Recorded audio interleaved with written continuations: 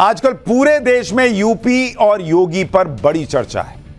इस चर्चा में कितना सच कितना झूठ है, यह शायद ही किसी को पता हो, लेकिन अफवाहें फैलाने वाले और एजेंडा चलाने वाले अपने काम पर लगे हुए हैं। इसी में से कुछ लोग सीएम योगी के खिलाफ एजेंडा चला रहे हैं कि योगी को तो हटा दिया जाएगा, योगी की कुर्सी कुछ ही दिन की है। इस तरह की बातें चुनाव के पहले भी कुछ लोगों ने की थी और यही चुनाव के बाद भी हो रहा है। लेकिन जो लोग ऐसी बातें कर रहे हैं, जो लोग ऐसी अफवाहें फैला रहे हैं, जो लोग ऐसा भ्रम फैला रहे हैं कि योगी तो गए, बॉस उनका बैड लक पहले भी खराब था और इस बार भी उनका मोए मोए होने वाला है। क्योंकि सच यह है कि यूपी में योगी थे, योगी हैं और योगी ही रहेंगे। और यह बात हम इसलिए कह रहे हैं क्योंकि पिछले 2 दिन से जो कुछ भी यूपी को लेकर चल रहा है, उससे जो संकेत मिल रहे हैं, उसमें 100% एक ही बात निकलकर आती दिख रही है कि प्रधानमंत्री नरेंद्र मोदी का योगी आदित्यनाथ पर भरोसा बना हुआ है। यह बात साफ साफ दिख रही है। यूपी में योगी आदित्यनाथ का दबदबा था, दबदबा है और दबदबा रहेगा, यह खबरें निकलकर आ रही हैं। मुख्यमंत्री योगी आदित्यनाथ की कुर्सी को कोई खतरा नहीं है और हमने आपको पाठशाला में सबसे पहले यह बात कही थी। ना ही सरकार और संगठन में योगी आदित्यनाथ की पकड़ कमजोर हुई है और ना ही पार्टी में उनके नेतृत्व को लेकर कोई कंफ्यूजन है। यह तो आप किसी से भी पूछ लीजिए कि यूपी में क्या बीजेपी योगी को हटा देगी या हटा देना चाहिए, यह बात कोई नहीं मानेगा। यह बात समझने के लिए किसी एक्सपर्ट होने की जरूरत थोड़ी है कि आपने पॉलिटिकल साइंस पढ़ा हो। भाई योगी काम कर रहे हैं, यूपी में सुधार हुआ है, लॉ एंड ऑर्डर बेहतर हुआ है, योगी मॉडल की चर्चा देश भर में होती है, योगी जी को भेजा जाता है देश में प्रचार करने के लिए और वही योगी हटा दिए जाएंगे। तो पब्लिक कैसे कहेगी भाई कि योगी हटने वाले हैं? यूपी में सीएम योगी का कोई जोड़ कोई तोड़ दूर दूर तक दिखता भी नहीं है। दूसरी बात यह है कि अपने एक मजबूत नेता को बीजेपी क्यों डिस्टर्ब करना चाहेगी जब उनकी अपनी लोकप्रियता है और जब यूपी में मोदी योगी की जोड़ी की चर्चा हर कोई करता है। एक चुनाव में सीटें कम होने का मतलब यह नहीं है कि योगी को हटा दिया जाएगा। और लोग तो यह भी पूछेंगे कि भाई महाराष्ट्र में भी बीजेपी की सीटें कम हुई तो महाराष्ट्र में सीएम बदला क्या? राजस्थान में बीजेपी की सीटें कम आई पिछले बार के मुकाबले तो राजस्थान का सीएम बदला क्या? हरियाणा में बीजेपी की सीटें पिछले बार के मुकाबले कम आई तो क्या हरियाणा का सीएम बदला क्या? तो कहीं का सीएम मोदी जी नहीं बदल रहे हैं, सिर्फ कहेंगे कि योगी जी को हटा दो। तो कई चीजें तो बेसिक लॉजिक के हिसाब से ही सोचिएगा। तो जो लोग एजेंडा चला रहे हैं कि योगी तो गए, योगी तो गए, वो नैरेटिव अपने आप ध्वस्त हो जाता है। लेकिन आज हम फैक्ट्स के साथ आपको चीजें बताएंगे। अफवाहें कैसे चलाई जा रही हैं, आग में घी डालने का काम हो रहा है, वो भी देश देख रहा है। पिछले 2 दिन से अखिलेश यादव, इंडी गठबंधन और ऐसे लोग कह रहे हैं कि मोदी योगी की जोड़ी को टूटते हुए वो देखना चाहते हैं। सीएम योगी को लेकर जो भी बातें फैलाई जा रही हैं वो इस आधार पर फैलाई जा रही हैं कि बीजेपी की मीटिंग पर मीटिंग हो रही है और किसी ने कोई बयान दे दिया, लेकिन मीटिंग पर मीटिंग करके नतीजों की समीक्षा करने का मतलब यह नहीं कि योगी पर कोई खतरा है। वो एक बड़ा फेमस डायलॉग है ना कि करिए मीटिंग, खेलिए मीटिंग, मीटिंग अलुआ मीटिंग। बीजेपी की मीटिंग अलुआ मीटिंग नहीं चल रही है, जो पंचायत वाला डायलॉग है। वहां जबरदस्त मंथन चल रहा है। नतीजों के बाद तो कोई भी पार्टी सीरियस होती है तो वो रूटीन समीक्षा करती है। कईयों को तो करना चाहिए, वो कर भी नहीं रहे, लेकिन बीजेपी कर रही है। जो कमियां हैं उन्हें दूर करने का प्रयास हो रहा है। टाइट पेच, वो जो पेच ढीले थे उन्हें टाइट किया जा रहा है। लेकिन जिन लोगों को एजेंडा चलाना है वो अफवाहें फैलाने में जुटे। सच ये है कि यूपी के डिप्टी सीएम केशव मौर्य ने जब यह बयान दिया कि संगठन से बड़ा कोई नहीं होता, और इस बयान की जब बहुत चर्चा हुई तो केशव प्रसाद मौर्य को 2 दिन के अंदर ही दिल्ली बुलाया गया।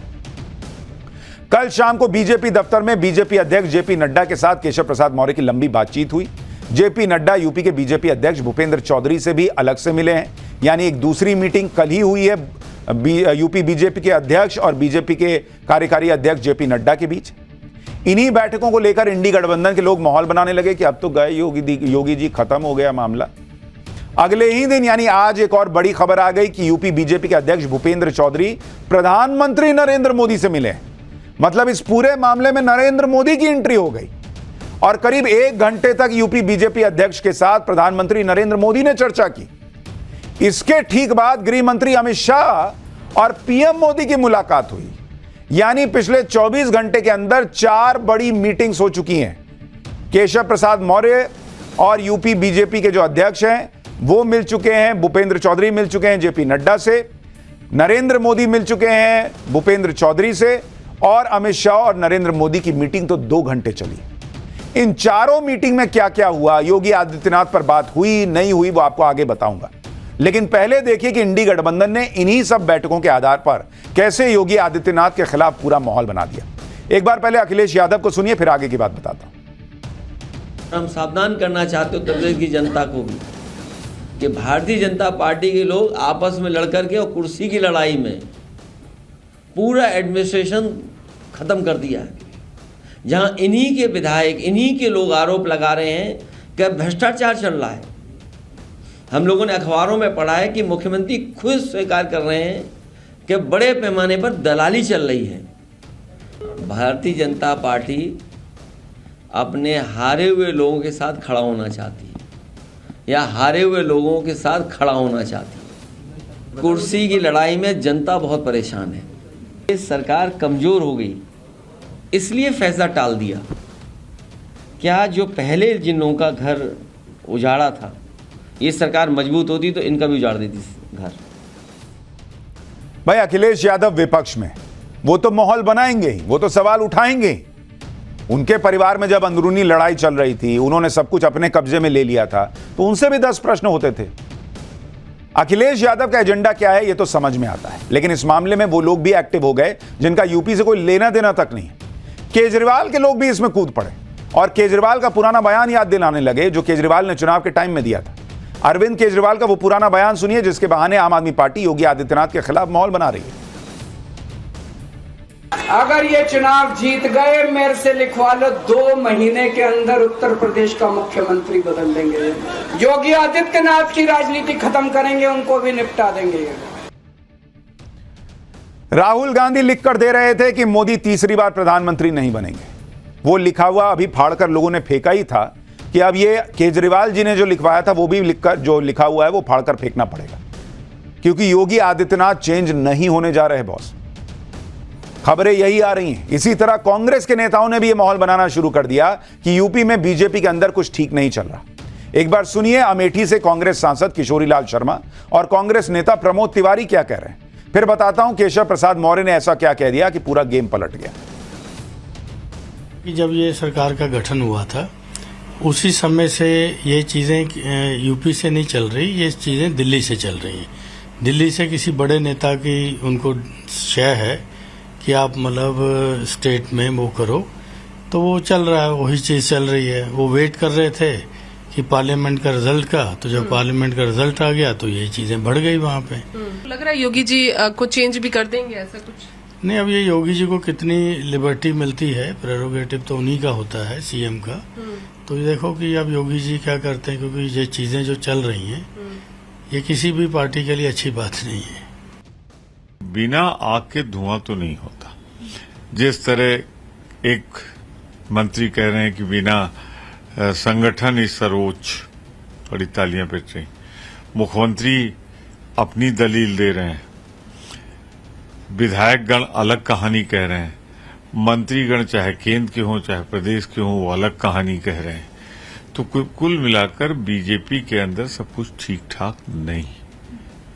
उत्तर प्रदेश के भाजपा के कार्यकर्ता, भाजपा के लोग ऑफ रिकॉर्ड, ऑन रिकॉर्ड नहीं, बोलने लगे हैं कि अब तो गुजरात के हवाले उत्तर प्रदेश हो गया। तो ऐसा लग रहा है जैसे गुजरात की भाजपा उत्तर प्रदेश की भाजपा को गुलाम बना रखा। लेकिन जो लोग ऐसी बातें कर रहे हैं और योगी के खिलाफ माहौल बना रहे हैं उनका मोए मोए हो गया, क्योंकि जिन केशव प्रसाद मौर्य के बयान के बहाने ये लोग यूपी में बीजेपी के अंदर टकराव की बातें कर रहे थे और योगी की कुर्सी को खतरा बता रहे थे, वो केशव प्रसाद मौर्य ने कल दिल्ली में मीटिंग के बाद आज ट्वीट करके अखिलेश यादव को जवाब दे दिया। उन्होंने लिखा कि सपा बहादुर श्री अखिलेश यादव जी, बीजेपी की देश और प्रदेश दोनों जगह मजबूत संगठन और सरकार है। सपा का पीडीए धोखा है। यूपी में सपा के गुंडाराज की वापसी असंभव है। बीजेपी 2027 विधानसभा चुनाव में 2017 दोहराएगी। हैशटैग फिर एक बार डबल इंजन सरकार। यानी जिन केशव प्रसाद मौर्य के कंधे पर बंदूक रखकर इंडी गठबंधन योगी आदित्यनाथ को निशाना बना रहा था, वो केशव प्रसाद मौर्य तो खुद कह रहे हैं कि भाई यूपी में बीजेपी की सरकार है और रहेगी और संगठन और सरकार दोनों मजबूत हैं। फिर उनके बगावत की बात तो अपने आप ही खत्म हो जाती है और दूसरी बात हमने आपको कल सूत्रों के हवाले से बताई थी कि दिल्ली आए केशव प्रसाद मौर्य को आलाकमान ने यही मैसेज दिया है कि मतभेद को भूलिए, एक साथ काम करिए। तो जब बीजेपी का शीर्ष नेतृत्व का ही पहला फोकस यूपी में उपचुनाव है, शीर्ष नेतृत्व नहीं चाहता कि किसी तरह का कोई टकराव हो, तो फिर यूपी में बड़ा खेला होने का सवाल ही नहीं उठता। और नरेंद्र मोदी तो खुद यूपी में जाकर योगी आदित्यनाथ की तारीफ कर रहे थे। जब योगी आदित्यनाथ का चेहरा उतरा हुआ था यूपी का रिजल्ट आने के बाद, तब भी नरेंद्र मोदी ने उनकी पीठ थपथपाई थी। नरेंद्र मोदी नी जर्क रिएक्शन देने वाले नेताओं में से नहीं है, तो वो कैसे ऐसा फैसला लेंगे कि भाई योगी को हटाओ। सबसे बड़ी बात तो यह कि आज प्रधानमंत्री नरेंद्र मोदी यूपी को लेकर खुद एक्टिव मोड में नजर आए, खुद फीडबैक ले रहे हैं, खुद रिपोर्ट ले रहे हैं। आज यूपी के बीजेपी अध्यक्ष से प्रधानमंत्री नरेंद्र मोदी ने लंबी बातचीत की। सूत्र यह बता रहे हैं कि यूपी बीजेपी अध्यक्ष ने पीएम मोदी को लोकसभा चुनाव में कमजोर प्रदर्शन पर फीडबैक दिया है। यानी अब नरेंद्र मोदी एक्टिव हो गए, ये नहीं कि छोड़ दिया जेपी नड्डा पे, अमित शाह पे, ये लोग बात कर रहे नहीं। नरेंद्र मोदी ने बुलाया भूपेंद्र चौधरी को कि आओ जरा बताओ क्या हुआ है वहां पर। और भूपेंद्र चौधरी ने बताया जा रहा है कि नरेंद्र मोदी को 5-6 वजह बताई हैं जिससे यूपी में बीजेपी की सीटें कम रह गई। इसमें संविधान बदलने वाला नैरेटिव, आरक्षण खत्म कर देने वाला झूठ या अधिकारियों से कार्यकर्ताओं की नाराजगी जैसी वजहें शामिल है, जिसका जिक्र बीजेपी की रिपोर्ट में भी है। पीएम मोदी को यह भी बताया गया कि यूपी में सरकारी मशीनरी ने बीजेपी मतदाताओं के नाम वोटर लिस्ट से काटे। एक खास पैटर्न पर हर सीट पर बीजेपी के वोट कम हो गए। यानी जो बैठक हुई उसमें यूपी की हार पर चर्चा हुई और इंडी गठबंधन ने ऐसा माहौल बनाया कि अब तो पीएम मोदी योगी को हटाने वाले हैं। हालांकि कुछ लोग तो यह भी कह रहे हैं कि पीएम मोदी ने जिस तरह से यूपी बीजेपी अध्यक्ष से बात की, इससे क्लियर मैसेज चला गया यूपी के अंदर कि भाई नरेंद्र मोदी खुद देख रहे हैं कि यूपी में कौन क्या कर रहा है। जैसे आपको यह फोटो दिख रही है साइड में, नरेंद्र मोदी ने एक बार योगी आदित्यनाथ के कंधे पे हाथ रख के जब मैसेजिंग की थी,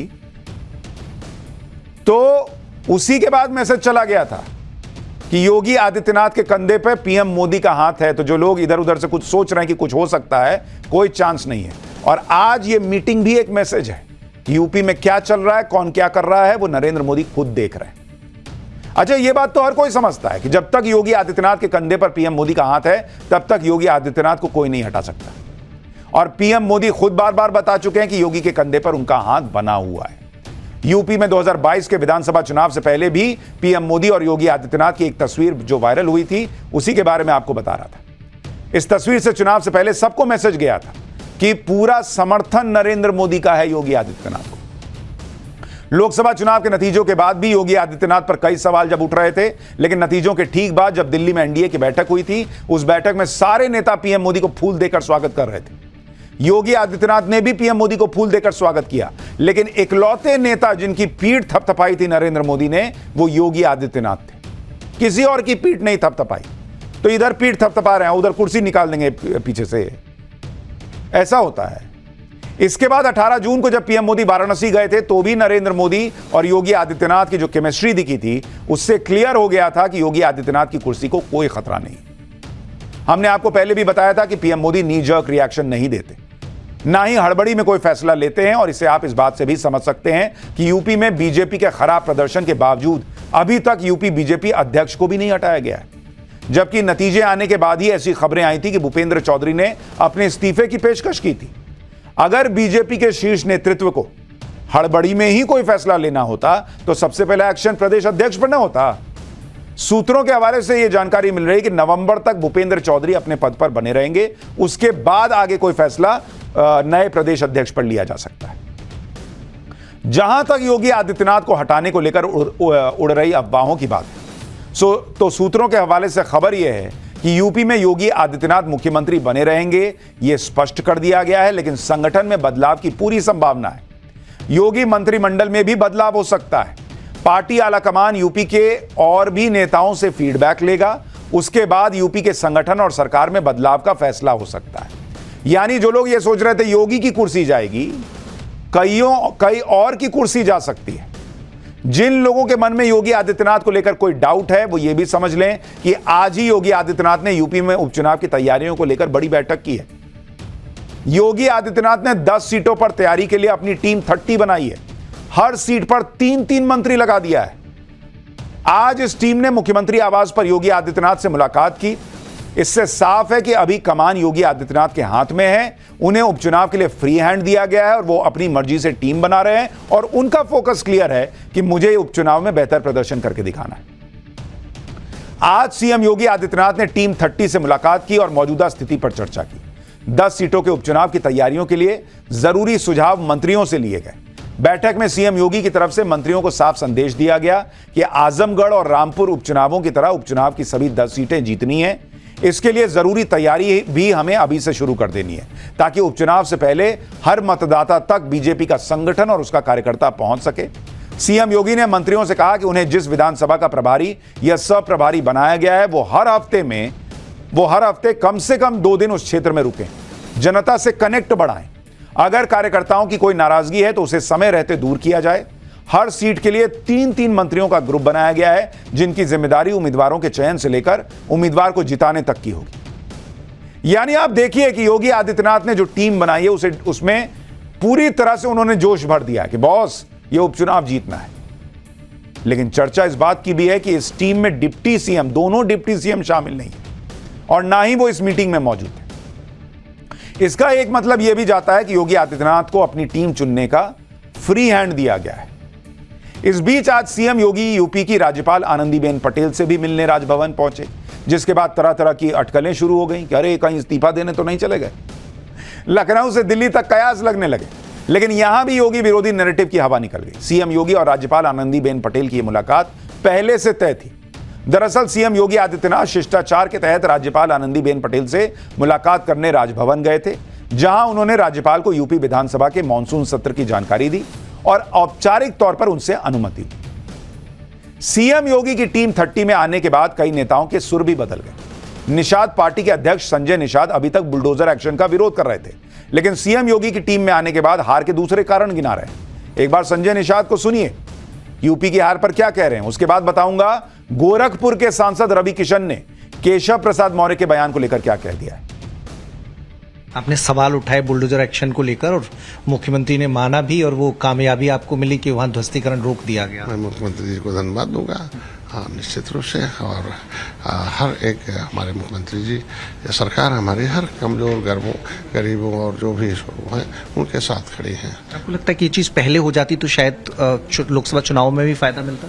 नहीं, कई कारण हैं, छोटे मोटे कारण हैं, ये तो बहुत और कारण है चुनाव हारने के। झूठ, उसमें से ये भी एक कारण है? नहीं, झूठ और भ्रम फैलाकर वोट लेना सबसे बड़ा कारण है। लोगों को डरवाना आरक्षण के संविधान के नाम पर, वो सबसे बड़ा कारण रहा। डिप्टी सीएम केशव प्रसाद मौर्य के एक बयान को लेकर इंडी गठबंधन खूब माहौल बना रहा है। उन्होंने कहा था कि संगठन सरकार से बड़ा होता है। अब इस बयान पर गोरखपुर के सांसद रवि किशन, जिनका आज जन्मदिन भी है, जब उनसे सवाल किया गया तो उन्होंने कहा कि संगठन तो सबसे बड़ा होता ही है। एक बार सांसद रवि किशन को भी सुनिए, फिर बताता हूं बीजेपी आलाकमान अब कौन सा बड़ा फैसला लेने वाला है।